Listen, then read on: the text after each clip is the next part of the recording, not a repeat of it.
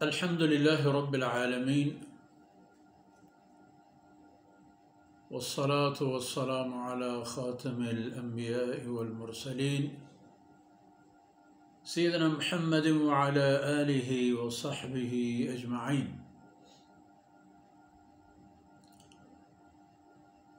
قال النبي صلى الله عليه وسلم: الظلم ظلمات يوم القيامة سبحانك لا علم لنا إلا ما علمتنا إنك أنت العليم الحكيم. رب اشرح لي صدري ويسر لي أمري واحلل عقدة من لساني يفقه قولي واجعل لي وزيرا من أهلي رب زدني علما وارزقني فهما ثم أما بعد. گرامی قدر حاضرین، آج آپ کے لیے جناب رسول اللہ صلی اللہ علیہ وسلم کی فرمودات میں سے ایک حدیث کا انتخاب کیا ہے. جناب رسول اللہ صلی اللہ علیہ وسلم کی اس مبارک فرمان ہمارے لیے ایک چشم کشا عبرت ہے کہ جس کے ذریعے سے ہم اپنے روزمرہ زندگی میں اگر دیکھ لیں کہ ہم کیا ہیں، کیسے ہیں، ہمارے سلوک، رویہ اور اخلاق کیسا ہے، تو پھر آسانی ہوگی ہمیں ایسی عادتوں اور اخلاق کے اپنانے کا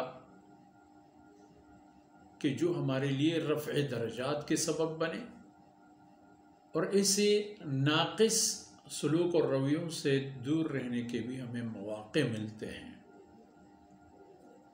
الظلم ظلمات یوم القیامہ. جناب رسول اللہ صلی اللہ علیہ وسلم نے فرمایا کہ دنیا میں جو ہم ظلم کرتے ہیں، یہ ظلم قیامت کے دن تاریکی ہوں گے جو چھائیں گے ظالم کے اوپر. اور ظلم ویسے بھی دو قسم کے ہوتے ہیں. ایک ہمارا آپس میں ایک دوسرے کے ساتھ ظلم، مال کا نہ کسی کا، عزت پر حملہ کرنا، اور عموماً یہ ہوتا ہے کب اور کہاں؟ یہ ہوتا ہے اوپر والوں کا نچلے طبقات پر. یعنی جو جتنا طاقتور ہو اتنا ہی اس سے ظلم کے امکانات زیادہ ہوتے ہیں. الا ماشاء اللہ، عمومی بات نہیں ہے، لیکن یعنی جب ظلم کے امکانات پیدا ہوتے ہیں تو عموماً اسی طرح کی حالتوں میں. اور اس کی دو صورتیں ہیں. ایک یہ کہ ہم لوگوں کے مال ہتھیائیں، ان کے عزت و آبرو کو پائمال کریں، ان کی زندگی تنگ کریں، ان کے حقوق نہ دیں، اور ان کے لیے ایسے حالات پیدا کریں کہ ان کو کسی بھی قسم کی تکلیف ہو. یہ سب ظلم ہوتے ہیں. اور ان میں سے ہر ایک ظلم وہ ایسا ہے کہ وہ تاریکی کا سبب بن جاتا ہے، اور قیامت کے دن اس کی تاریکی چپک جاتی ہے ہمارے اوپر. اور ظلم کا دوسرا پہلو اور دوسرا حصہ وہ ہے جو ہم اپنے رب العالمین کے ساتھ کرتے ہیں، جو در حقیقت نقصان اس کے پھر اپنے ہمارے ذات کو ہی پہنچتی ہے. ورنہ اللہ رب العزت کی ذات قوی و قدیر ذات ہے. پوری کائنات پوری طاقت کو اکٹھا کر کے ایک انسان کے یا ایک مخلوق میں سے کسی کے ہاتھ میں دے دیں، پھر بھی وہ اللہ رب العزت کی کچھ نہیں بگاڑ سکیں گے. تو یہی ہے کہ اور دنیاوی اعتبار میں بھی اس ظلم اور تاریکی کے تعلقات بالکل چولی اور دامن کے ہوتے ہیں. آن حضرت صلی اللہ علیہ وسلم نے جو روایتوں کے مفہوم بیان فرمایا ہے کہ انسان ان مظالم میں سے جتنے بھی ظلم کرتا ہے اتنا ہی ایمان کے نور اس کے وجود سے کم ہو جاتے ہیں، اور کفر کی تاریکی، ظلم کی تاریکی اس پر چھا جاتی ہے. عاقبت الامر آپ دیکھیں گے کہ ظالم انسان خونخوار ہوتا ہے، لا ابالی ہوتا ہے، اس کو کسی کا پرواہ نہیں ہوتا. کیوں؟ تاریک ہے اندر، اسے پتہ ہی نہیں ہے کہ اندر کیا ہے کیا نہیں ہے.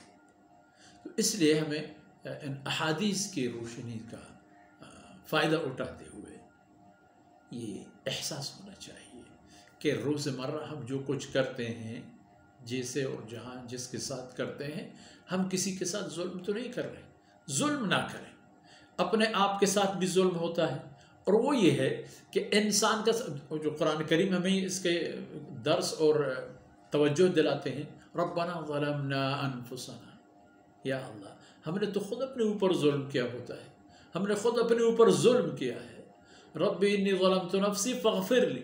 اللہ کے برگزیدہ انبیاء علیہم السلام میں سے انہوں نے بھی یہی عرض کیا، یا رب میں نے تو اپنے اوپر ظلم کیا، مجھے معاف فرمائے. سیدنا موسیٰ علیہ السلام کا قصہ ہے، فغفر اللہ نے بھی اس کو معاف فرمایا.